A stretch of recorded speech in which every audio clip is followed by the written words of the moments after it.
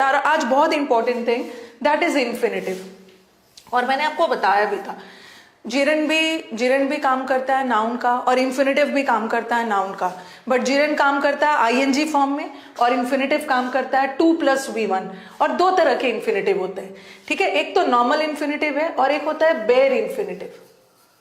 ये इसको भी हम डिस्कस करेंगे because when it comes to infinitive ना, तो मोस्ट ऑफ द क्वेश्चंस कहां से सेट करते हैं, वो most of the questions bare infinitive से सेट करते हैं। तो बेयर इन्फिनेटिव पे हमें अच्छे से डिटेल में इसको डिस्कस करना है।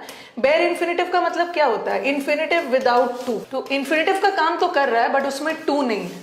जनरली इन्फिनेटिव क्या होता है 2+V1, बट बेयर इन्फिनेटिव मतलब बगैर टू वाला इन्फिनेटिव। पहले ये देखो इन्फिनेटिव होता क्या है 2+V1 और ये किसका काम करता है, बेस फॉर्म ऑफ वर्ब लेता है, बेस फॉर्म मतलब V1 फॉर्म, और ये किसका काम करता है, नाउन का। और नाउन का काम करने के लिए इन्फिनेटिव को क्या बनना है, नाउन का काम क्या होता है, what is the function of a noun in a sentence. Noun either acts as the subject और ऑब्जेक्ट ऑफ द सेंटेंस, ठीक है। पहले मुझे बताइए कौन सा नाउन है पहले वाले में, कौन सा यहाँ पे जीरेंड है, देखो यहाँ पे जीरेंड है। To learn is a gerund नहीं, to learn is an infinitive. To learn infinitive है, 2+V1 इन्फिनेटिव है, और यहाँ ये किसका काम कर रहा है, सब्जेक्ट का। तो जेरेंड का काम होता है, इन्फिनेटिव का काम होता है सब्जेक्ट बनना। और यहाँ पे देखो टू अर का मतलब क्या है, गलती करना। ये जो एरर है ये एरर नाउन होता है, ठीक है। एरर इज गलती, और गलती करने को हम बोलते हैं ERR। ये वर्ब है, V1 फॉर्म है। To err is human and to forgive is divine. Human का काम ही होता है गलती करना, और डिवाइन गॉड हमें माफ करते हैं। तो यहाँ भी एक इन्फिनेटिव ये है और एक इन्फिनेटिव ये है, यहाँ भी इन्फिनेटिव, और दोनों इन्फिनेटिव किसका काम कर रहा है, सब्जेक्ट का। यहाँ टू एयर सब्जेक्ट है ना, तो इसको ऑब्जेक्ट नहीं मानना, ये भी सब्जेक्ट है क्योंकि एंड लगा है, एंड कंजंक्शन है, और कंजंक्शन का काम होता है सब्जेक्ट को सब्जेक्ट से जोड़ना, ठीक है। तो यहाँ जो इन्फिनेटिव है, दो इन्फिनेटिव है, एंड से जुड़ा हुआ है और दोनों सब्जेक्ट का काम कर रहा है। नेक्स्ट, पहले तो मैं बता दूं इन्फिनेटिव होता क्या, उसके पहले will do the questions. He wishes to earn money quickly, यहाँ पे इन्फिनेटिव है, ये यहाँ पे इन्फिनेटिव है to see. The train is about to enter, ठीक है। सारा इन्फिनेटिव्स है, सारे इन्फिनेटिव्स है। To err is human and to forgive is divine. तो ये सारा इन्फिनेटिव हो गया। मैंने बेसिक बता दिया इन्फिनेटिव क्या होता है, 2+V1 जिसको हम बोलते हैं इन्फिनेटिव, और एक बेयर इन्फिनेटिव होता है विदाउट टू का। और सारा एरर्स कहां से आता है, बेयर इन्फिनेटिव से। एग्जाम नेक्स्ट, देखो बेयर इन्फिनेटिव आ गया, बेयर इन्फिनेटिव सेंटेंस देखना। Let us start. Bare infinitive, सारे इंपॉर्टेंट एरर्स एग्जाम्स में बेयर इन्फिनेटिव से आता है। और आपने देखा, अगर आपने नोट्स बनाया होगा तो मैंने इस यूट्यूब पे ही काफी दिन पहले मतलब आई थिंक 1.5 year अगो या 2 years अगो एक डाला है कॉजेटिव वर्ब, और मैंने बहुत डिटेल में कॉजेटिव वर्ब को वेरी क्लैरिटी के साथ डाला। तो एक बार आप कॉजेटिव वर्ब जरूर पढ़ ले, वहां से बहुत डिटेल में डाला है, क्योंकि अक्सर बच्चों को कंफ्यूजन होता है causative verbs, because causative verb से रिलेटेड बेयर इन्फिनेटिव का एरर भी आता है, ठीक है। बेयर इन्फिनेटिव का एरर भी आता है।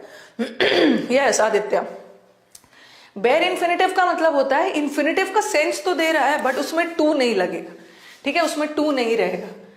तो कुछ ऐसे वर्ब्स होते हैं ना जो अपने साथ बेयर इन्फिनेटिव लेता है, जिसको एकदम आपको अपने टिप्स पे रखना है। जैसे ये एग्जाम का फेवरेट वर्ड मेक या मेड, बिड या बेड। बिड या बेड करना, बिड का तो बहुत सारा मतलब होता है। एक बिड का मतलब होता है बोली लगाना, एक बिड का मतलब ऑर्डर करना, एक बिड का मतलब बाय करना। सी या सॉ, ठीक है, पास्ट हो या प्रेजेंट हो, ये सब वेरी इंपॉर्टेंट वर्ड्स। हियर या हर्ड।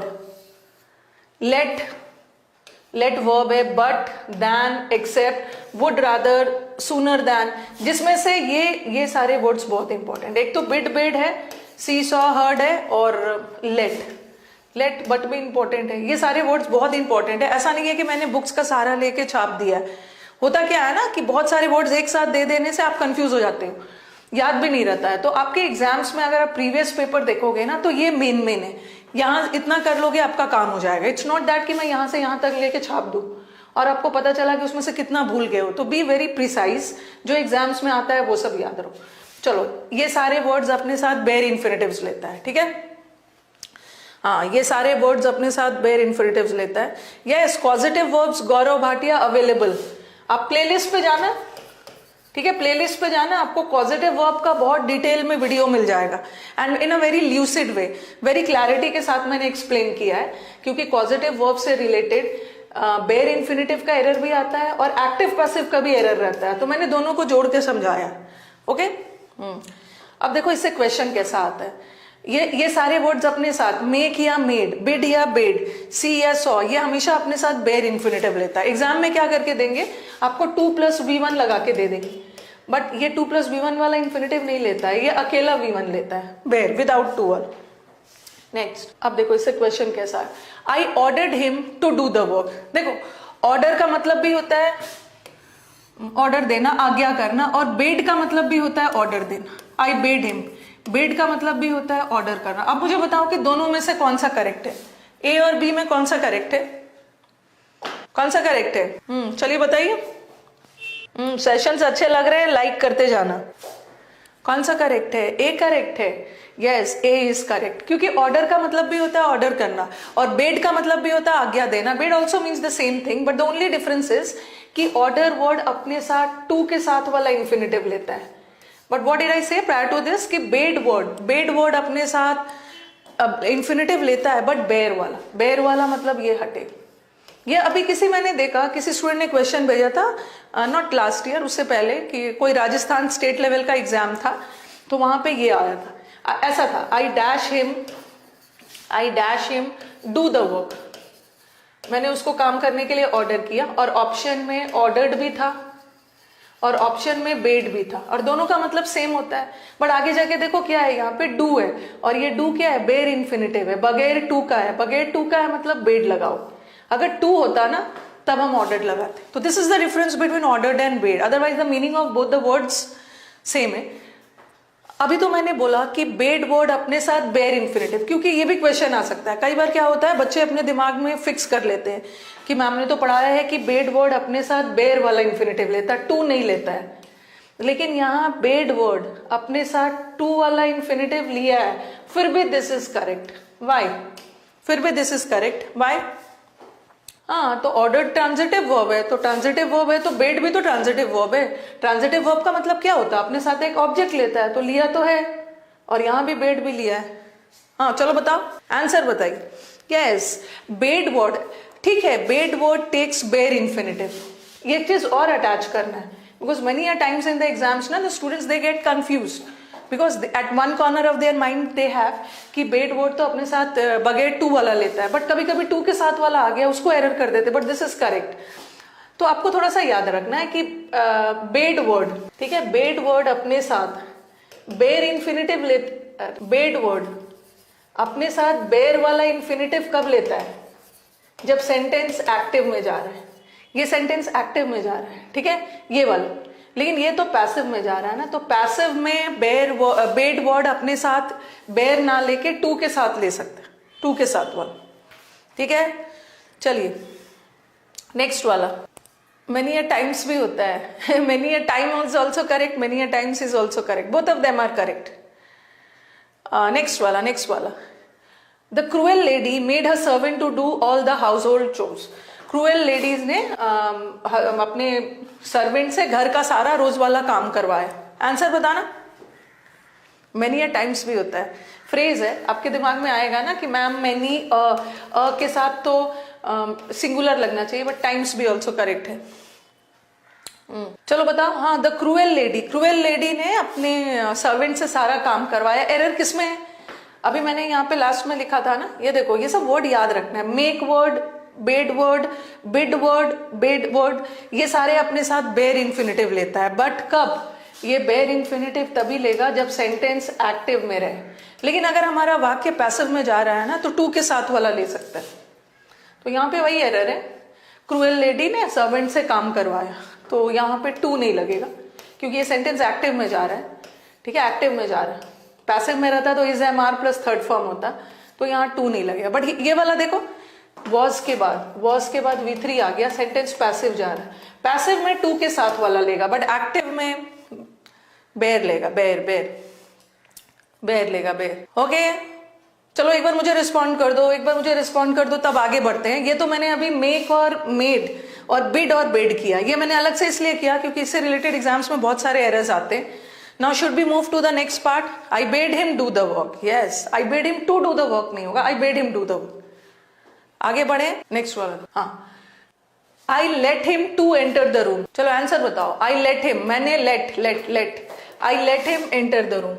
लेट वर्ड अपने साथ बेर लेता है, बेर इंफिनिटिव। हाँ, लेट के साथ भी टू एंटर नहीं आएगा। लेट भी बेर वाला लेते, लेट भी बेर इंफिनिटिव। बेर इंफिनिटिव मतलब बगैर टू वाला, बट V1 तो रहेगा। जैसे कल एक स्टूडेंट ने मुझे एक डाउट भेजा था, पेड वाले बैच में ही था, ऐसा था, ऐसा था, let the boy do the work. अब उसका कहना था कि मैम बॉय तो सिंगुलर है ना, कंफ्यूज हो गए थे वो। बॉय तो सिंगुलर है तो बॉय के साथ डज आना चाहिए था ना, बॉय के साथ लेट द बॉय डू वैसे आंसर है, बट उसको लग रहा था कि बॉय तो सिंगुलर है तो इसके साथ डज आना चाहिए था, बट डज क्यों नहीं आया? क्योंकि लेट है। लेट के बाद लेट अपने साथ बेर इंफिनिटिव लेता है। बेर इंफिनिटिव मतलब V1 लगाओगे, V1, तो इसीलिए यहां पे डू लगा हुआ है, डज नहीं लगा। डज वैसे V5 है, V5। ओके, आगे बढ़ा जाए। He does nothing else but to play. कहां पे एरर है? अभी हम सारे बेर इंफिनिटिव वाले करेंगे, और एक बार पॉजिटिव वर्ब का सेशन देख लेना, ठीक है। रूल्स में क्या होगा ना, अगर मैं फिर से पूरा पॉजिटिव वर्ब करवाऊंगी तो क्या होगा, फिर से इस प्लेटफॉर्म पे वो टॉपिक रिपीट हो जाएगा। तो एक बार पॉजिटिव वर्ब का मैंने डेडिकेटेड सेशन बनाया है, वो आई थिंक पूरे 1 आवर का पॉजिटिव वर्ब पे, तो एक बार उसको देख लीजिएगा। ही डज नथिंग, उसे कुछ नहीं आता, बट टू प्ले नहीं होगा सिंपली, क्योंकि बट वर्ड भी बेर इंफिनिटिव लेता है। बट वर्ड अपने साथ बेर इंफिनिटिव लेता है। कभी कभी बट के साथ ना ही does nothing else but playing कर देंगे, ING भी नहीं लगेगा, ठीक है, ING भी नहीं लगेगा। जीरेंड है, बट वर्ड जीरेंड नहीं लेता, बट वर्ड जीरेंड ING नहीं लेता, बट वर्ड इंफिनिटिव लेता है। बट V1 और V1 में भी कौन सा? बेर वाला, बगैर टू वाला, ठीक है, बगैर टू वाला। नेक्स्ट, चलो नेक्स्ट। अब देखो, ठीक है, अब देखना, अभी मैंने क्या बताया, कभी कभी सेंटेंस का structure, as you people know English को वेरी ब्यूटीफुल लैंग्वेज है, इतना रट के नहीं करना है। अभी मैंने बोला कि that word, sorry than word हमेशा अपने साथ बेर वाला लेता है, लेकिन कभी कभी टू के साथ भी ले लेता है। देखना है कि सेंटेंस कैसा है। I would rather go to school than to stay at home. घर पे रहने से बेटर है कि मैं स्कूल चला जाऊं। देखो यहाँ दैन के बाद एक इन्फिनिटिव आया, ठीक है, यहाँ दैन के बाद एक इन्फिनिटिव आया है, और यहाँ भी दैन के बाद इन्फिनिटिव आया। अब मुझे बताओ कि कौन सा करेक्ट है और कौन सा रॉन्ग है। अभी तो मैंने बोला कि दैन वर्ड अपने साथ बेर वाला इन्फिनिटिव लेता है, बेर वाला लेगा मतलब ये हटेगा, लेकिन यहाँ दैन के बाद टू वाला इन्फिनिटिव करेक्ट है। क्यों? क्योंकि सेंटेंस का ऐसा स्ट्रक्चर बना है ना कि यहाँ पे दो इन्फिनिटिव का कंपैरिजन हो रहा है। यहाँ पे दो इन्फिनिटिव नहीं है, गलती से भी इसको इन्फिनिटिव मत मान लेना। ये टू है, टू के बाद स्कूल आ रहा है, आप बोलोगे ना मैम कि यहाँ पे तो दो इन्फिनिटिव है। इन्फिनिटिव होने के लिए 2 + V1 होना जरूरी है। कभी कभी 2 के बाद नाउन आ जाता है, ठीक है, अगर 2 के बाद नाउन आ गया तो वहां का 2 प्रेपोजिशन का काम करेगा, ठीक है, प्रेपोजिशन का काम करेगा, बट ये प्रेपोजिशन है तो यहाँ दो इन्फिनिटिव नहीं है, एक ही इन्फिनिटिव है। बट नेक्स्ट वाले सेंटेंस में देखना कि सेंटेंस का स्ट्रक्चर ऐसा बना है ना कि they are comparing two infinitives. To die with honour, सम्मान से मरना अच्छा है ना कि शर्मिंदगी से जीना। तो here they are comparing two infinitives ना, टू डाई 2 + V1 मरना और 2 जीना। तो यहाँ जो दैन के बाद 2 के साथ वाला इन्फिनिटिव आ रहा है करेक्ट है, बिकॉज सेंटेंस का स्ट्रक्चर ऐसा बना है कि दो इन्फिनिटिव का कंपैरिजन हो रहा है। 2 + V1 का comparison 2 + V1, this is correct. Okay, but this is wrong. हाँ, सेकेंड में वी आर कंपेरेटिव ना, हैड बेटर बेर इन्फिनिटिव नहीं लेता है, माय गॉड। अच्छा, एक देखो, एक कंफ्यूजन है, एक कंफ्यूजन है। बेर इन्फिनिटिव का मतलब होता है ना विदाउट टू अगर V1 आ रहा है तो वो बेर इन्फिनिटिव है। बट कभी कभी ये जो V1 है, जिसका भी क्वेश्चन है, हाँ, जीतू प्रजापति का जिसका भी क्वेश्चन है, ये जो V1 है इसको हर जगह इन्फिनिटिव थोड़ी मानोगे, ये वर्ब भी हो सकता है। ये देखो, he did not come, he did not come, तो ये V1 है।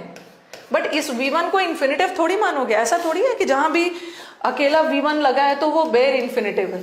बेयर इन्फिनेटिव होने के लिए उसको नाउन होना होगा, बट कभी कभी V1 वर्ब का भी काम करता है। ये डिड क्या है, डिड इज ऑक्सिलरी, और ऑक्सिलरी वर्ब के बाद मेन वर्ब आता है, तो यहाँ जो काम है वो मेन वर्ब का काम कर रहा है, इन्फिनेटिव का काम नहीं कर रहा है, ठीक है, मेन वर्ब का काम कर रहा है। जैसे आपने बोला है ना, अभी मैंने आपको मॉडल वर्ब पढ़ाया, he had better go to school on time, तो ये V1 है।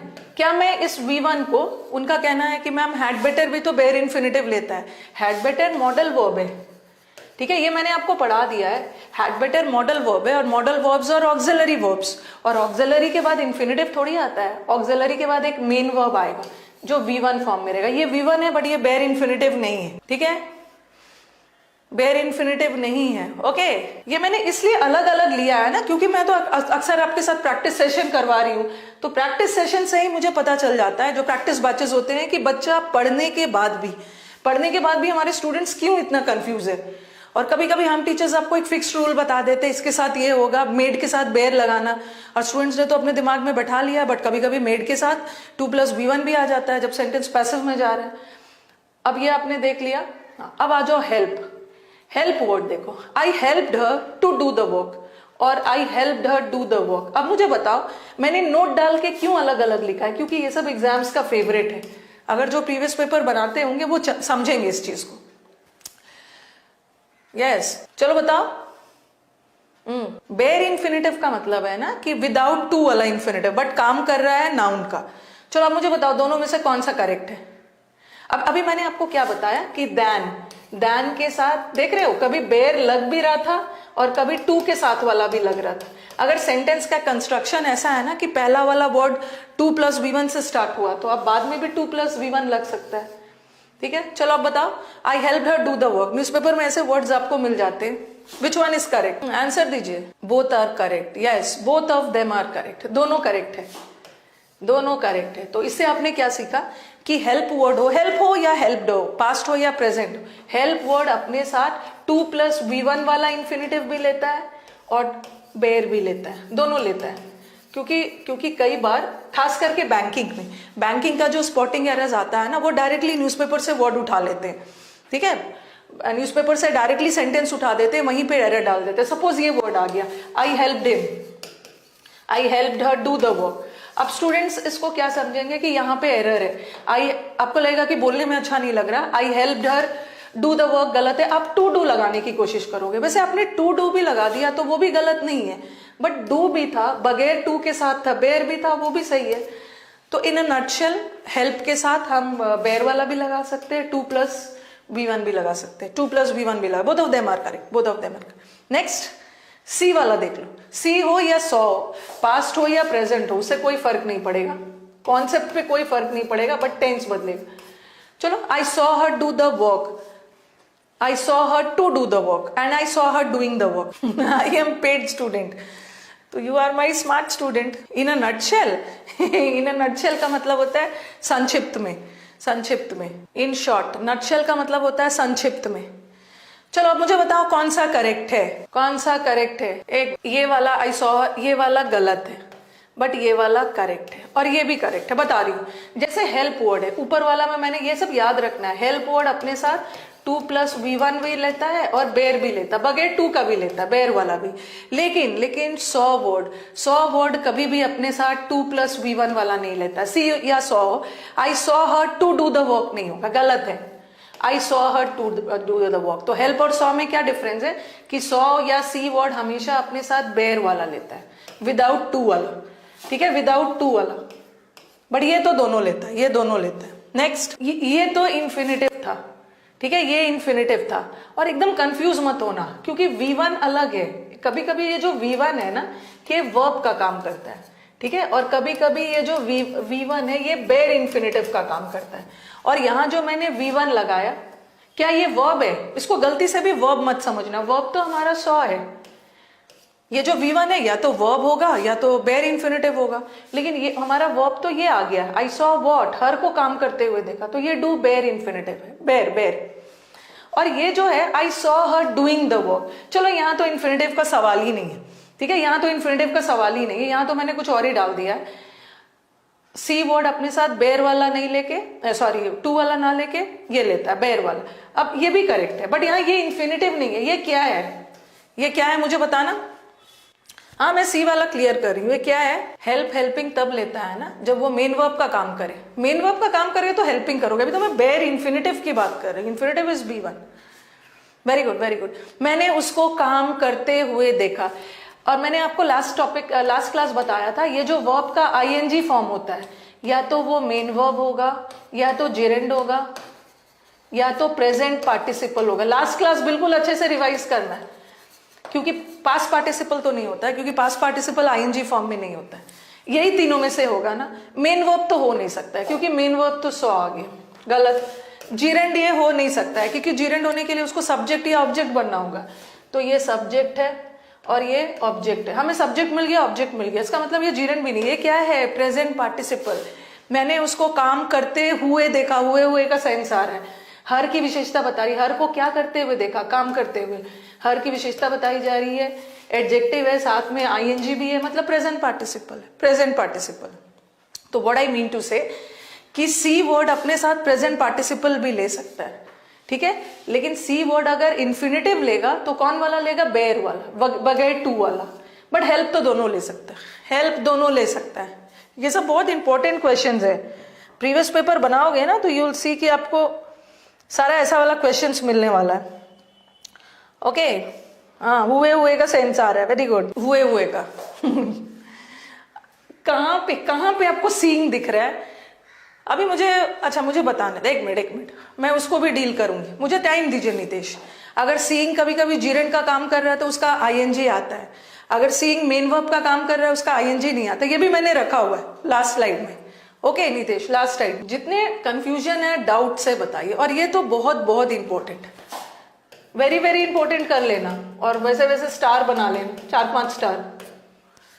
ये कुडेंट वाला भी आता है, हेल्प कुडेंट वाला। He couldn't help but shed या टू शेड, ये शेड बेयर वाला इन्फिनेटिव है, ये 2 + V1 है, ओके। और ये तो जीरेंड है, जीरेंड है। चलो बताओ, हेल्प वाला, यस। ही कुडेंट हेल्प, वो अपने आप को आंसू बहाने से रोक नहीं पाया, और ही कुडेंट स्टॉप हिमसेल्फ। यहाँ पे कुडेंट हेल्प का मतलब है अपने आप को रोक नहीं पाना, और यहाँ भी मैंने वही वर्ड, सेंटेंस वही है, बट यहाँ पे स्टॉप लगा दिया। अब बताओ, ये आता है एग्जाम्स में, फेवरेट है ना। हेल्प वर्ड पार्टिसिपल नहीं लेता, आई हेल्प्ड हिम, हेल्प वर्ड कभी भी पार्टिसिपल नहीं लेगा, ओके। इसीलिए मैंने पार्टिसिपल नहीं डाला। आई helped him doing the work नहीं होगा, ओके। हेल्प वर्ड बेयर भी ले सकता है, टू के साथ वाला भी, बट 100 ले सकता है पार्टिसिपल। ये बताइए, तो लगाया है ना, रिफ्लेक्सिव तो लगाया है।